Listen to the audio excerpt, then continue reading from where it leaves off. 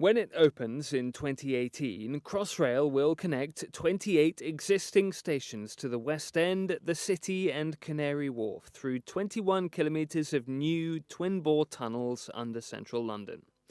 8 tunnel boring machines, or TBMs, will drive through the ground to create Crossrail's tunnels. A TBM is 148 metres long and weighs 1,000 tonnes. This is the equivalent of 14 London buses end to end and a staggering 143 buses in weight. It has a rotating cutter head at the front and a series of trailers behind housing all the mechanical and electrical equipment. There are 2 types of TBM being used by Crossrail: earth pressure balanced TBMs and mix shield TBMs. 6 earth pressure balance machines will be used for the 18 kilometres of tunnel through the clay to the west and the riverbed deposits in the east, while 2 mix shield machines will be used to drive the tunnels through the chalk beneath the River Thames. Depending on the geology below and the buildings above ground, each TBM will travel between 90 and 150 metres each week, ending up to within a millimetre of where it needs to be. The first part of the TBM's work is the tunnelling phase. The earth pressure balance TBM has a cutting wheel which is pressed against the tunnel face by hydraulic cylinders. Inside the cutting wheel, the disc cutters and scraping tool loosen the material. If the earth is unstable and to stop the tunnel face collapsing or digging too fast, the TBM uses the soil that has already been dug out by the cutting wheel to support the tunnel face. This creates a stable environment for the tunnelling to move forward. The tunnel face is continuously monitored by pressure sensors. They check the turning power of the cutting wheel and the screw conveyor, and they also keep track of the material that's been excavated.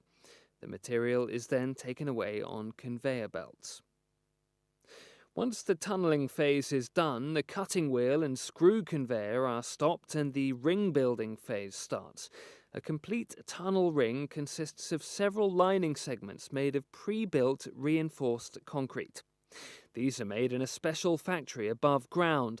They must match the exact size required and are taken into the tunnel on flatbed rail cars.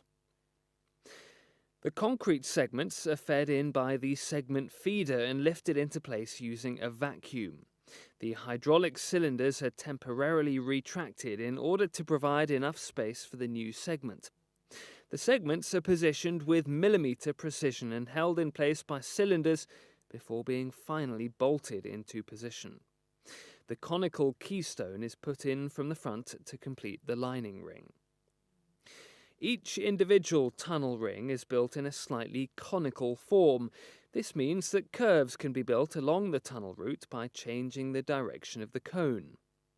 The hydraulic cylinders are extended again to secure the segment into position.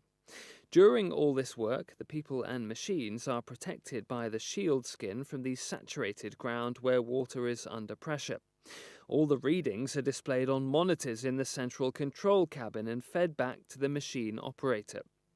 Once each section of ring building is completed, the next tunnelling phase can start. The mixed shield TBMs dig in a different way to the earth pressure balanced TBM and will be used for tunnelling in waterlogged conditions such as below the Thames. Mixed shield TBMs use bentonite, which is a slurry of clay and water, to support the excavation face and act as a suspension medium for excavated material. The excavation chamber is behind the cutting wheel and separated by a submerged wall from the working chamber. The excavation is completely filled with bentonite and the working chamber is approximately 2/3 filled. The 2 chambers are connected in the form of communicating pipes via an opening in the submerged wall. A filter cake is created ahead of the cutting wheel by pressurizing the bentonite in the working chamber with compressed air. The bentonite penetrates the ground to form a membrane which holds back water. Changes in the soil can be handled by adjusting the pressurization. The dugout material falls into the excavation chamber. Small grains are dissolved into the bentonite and bigger stones and debris fall to the bottom. Flushing nozzles guarantee smooth removal of the excavated material. The excavated material is pumped through the suction line to the separation plane at the surface. Here, the soil is separated out and removed from the bentonite suspension through a centrifuge, and the clean suspension is transferred back into the slurry circuit. As tunnelling advances, the flexible extension lines are installed to extend the lines after each